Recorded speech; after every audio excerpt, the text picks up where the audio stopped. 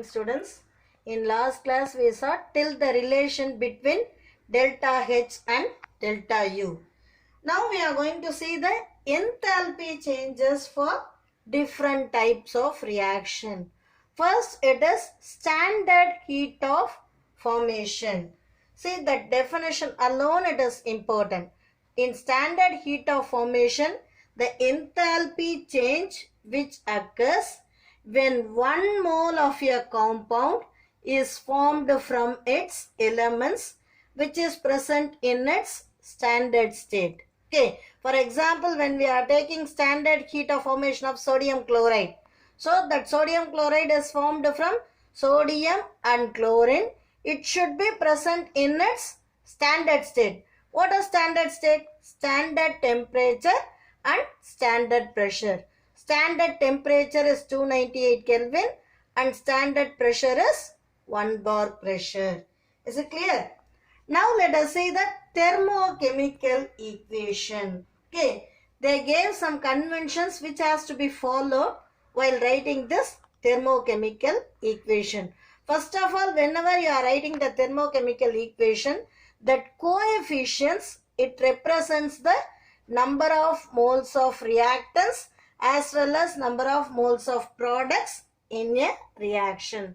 Same manner, this change in enthalpy, that should be specified with proper sign. If whether it is forward reaction or reverse reaction, that has to be mentioned clearly. Okay. Similarly, when we are writing chemical reaction, for example, C plus O2 gives CO2 plus heat. If the chemical reaction is reversed, then sign also reversed. For example, in forward reaction, if delta H is negative, then in reverse reaction, delta H is positive. Same manner, physical states are very important. I said no, carbon plus oxygen gives carbon dioxide. Carbon, below that carbon you have to write S. CS plus O2 gas gives CO2 gas.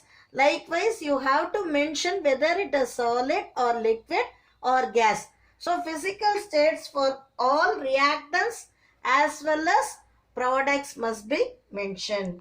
Similarly, if we are multiplying the equation, then throughout the equation should be multiplied. Suppose if you are multiplying in reactant side, same manner, same value should be multiplied in the product side also. Clear?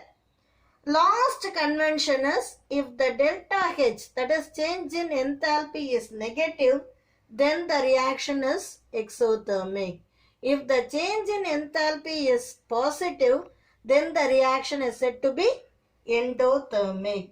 Is this clear? After that, we are going to see the heat of combustion. Combustion is nothing but burning. That is what we are saying it as combustion reaction. So, combustion reaction definition, when they are saying, same manner only we are going to write here also.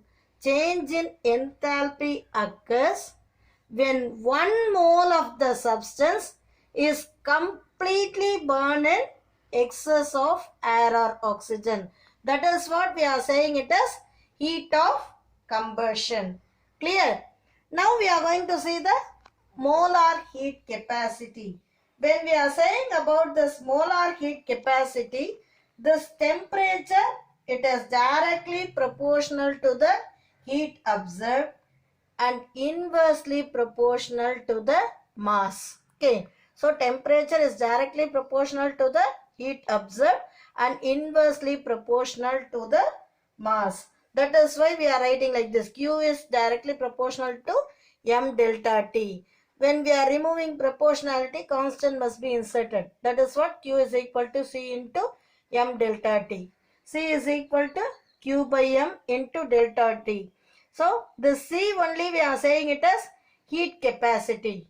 When we are saying about molar heat capacity for 1 mole of a substance only we are saying it as molar heat capacity. Okay. So, with this we are completing today's class, students. In next class, we will see the remaining topics. Thank you, students.